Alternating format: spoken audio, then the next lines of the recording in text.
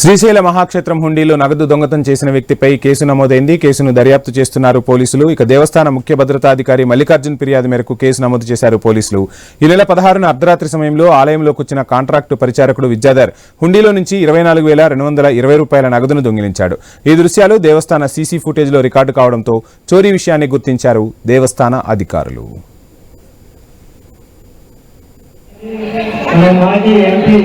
श्री अंजन कुमार यादव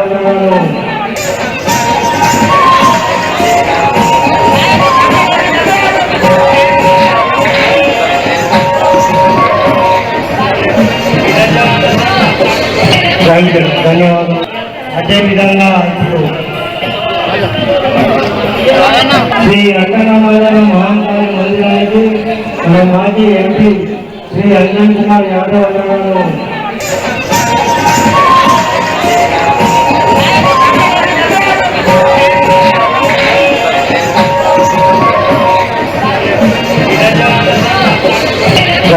धन्यवाद अदे विधंगा श्री रंगनामाधव महाकाल मंदिरानिकी मन माजी एंपी श्री अंजन कुमार यादव